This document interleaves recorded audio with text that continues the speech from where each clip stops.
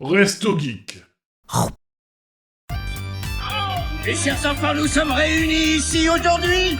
Aucun absent ou retardataire, mais c'est merveilleux. Tu vas voir ici, c'est un peu la colo. Retire-toi, vil démon infernal, créature des abysses. Après... Tarte à la rhubarbe de monde d'incroyables séries. Tardis, pour faire court. Retournons sur Netflix avec une personne beaucoup plus On ne quitte pas beaucoup Netflix. Ouais. On l'aime bien en ce moment. On a bien aimé cet été, dis donc. Dans ce monde, il faut se méfier de son amour pour un certain Joe. Nathis, je te laisse nous parler de la dernière saison de You. Ouais. À la limite, je pense que je peux mettre les images derrière parce qu'on va pas trop montrer le trailer puisque ça pourrait spoiler ceux qui voudraient regarder les 4 saisons d'avant. Et du coup, nous sommes sur la 5e et dernière saison de You, qui a été diffusée du coup la première saison à partir de décembre 2018 et la dernière vient de sortir en avril 2025. 5 saisons, c'est une adaptation d'une série littéraire pour information d'une autrice américaine qui s'appelle Caroline Kepnes, si je le dis bien, Kepnes. Je saurais pas te dire. Voilà, qui met en scène du coup un tueur en série, Joe Goldberg. La première saison adapte le premier roman, la seconde le deuxième roman, la troisième le troisième roman et la quatrième le quatrième roman. La 5e est complètement inédite. Ne suis pas les livres. Et il y a un 5e roman ou non. En fait, il y a 4 romans. Les 2 premiers, c'est vraiment les 2 premières saisons. La 3e saison, 4e saison dérive des bouquins, même s'il y a une base des bouquins, et la 5e est complètement inédite. Mais la dernière quand même. Mais la dernière quand même. Ok.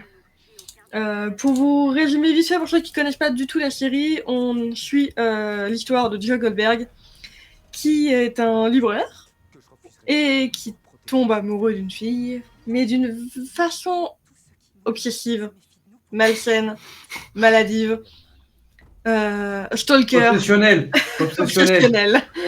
Très franchement, plus loin. si vous laissez dans ce mec-là dès le premier épisode, allez consulter.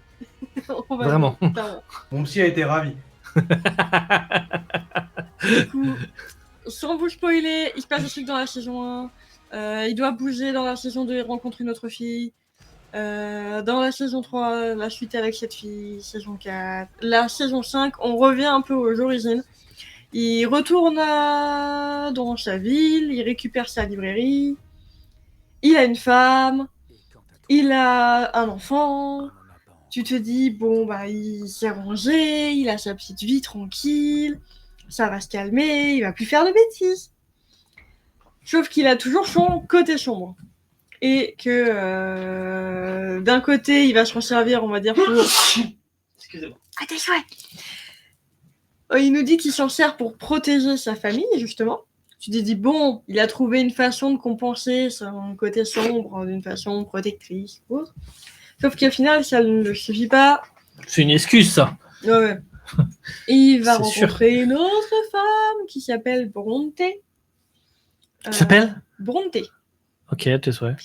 C'est le nom qu'il y a dans la série. Tout son monde va basculer autour d'elle, il va redevenir obsessionnel, etc. Et de toute façon, il tombe amoureux à chaque croisement de rue. Clairement.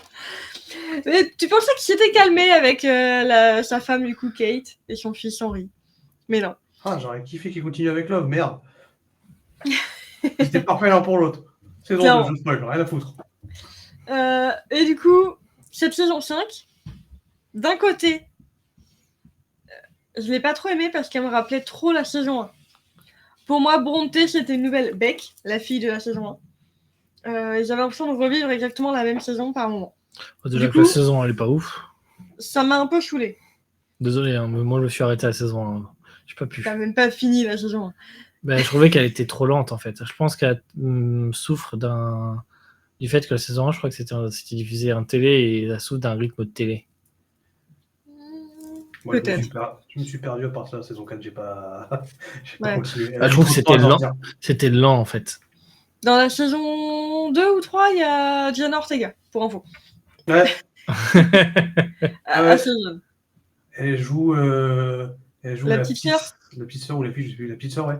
De celle qui fout la merde. Ouais. que c'est assez fun. Enfin bon, du coup, il y a cette partie-là que j'ai pas trop aimé de cette saison. Mais j'ai bien aimé tout ce qui tourne autour de la famille de Kate, sa femme, du coup. Avec Maddie et la sœur jumelle de Maddie, qui sont les deux sœurs de Kate. C'était grave intéressant. Il y avait un côté manipulation mentale un peu plus que dans les autres saisons, avec ces personnages-là qui étaient grave cool. Et donc c'était un petit point cool dans la saison. Et les épisodes finaux, les révélations étaient intéressantes parce qu'on comprenait enfin pourquoi Bronte était là. Et grosso modo, sans vraiment vous spoiler, au pire, vous mutez 2 minutes. Non, en vrai, Attends, pour le temps. C'est elle, sa femme? elle, c'est Bronte. Putain, c'est une psychopathe. T'as vu? En gros, Ça se voit, hein. allez, vous vous en foutez, les gars? Une minute d'instant spoil. À partir de maintenant. Bronte est en fait là avec Joe pour connaître la vérité sur la mort de Beck, qui était son ami. Elle fait semblant de sortir avec lui pour le piéger Ok. et révéler tous ses méfaits. Sauf que elle va tomber amoureuse de lui, arrêter le truc, et final se rendre compte qu'il est vraiment méchant et recommencer. C'est bon. Voilà. Vous pouvez revenir. Et à la fin, Beck, tu. Non, ouais. En gros, du Ça là, coup... ton micro est coupé. Non, mais ça, je m'y attends. C'est vrai que je coupe parce que sinon, je sais pas. En gros, du coup, il y a une partie pas cool parce que j'ai l'impression de revoir la première saison, une partie cool autour de Kate et de l'histoire de Bronte, d'un côté. Un magnifique discours de Marianne. Pour ceux qui ne savent pas, vous ne savez pas. Pour ceux qui savent, attention. Donc, je suis un peu mitigée, du coup. Je suis contente que ce soit fini, parce que je regarderai pas la suite. Mais je suis intriguée d'aller découvrir les bouquins. Ah. Peut-être. Peut-être. C'est sûrement mieux écrit. Sûrement. Une note, du coup? Et du coup, je mets un 6 sur 10. Ok, ouais. C'est Je vais vous mitigé. demander. Ouais.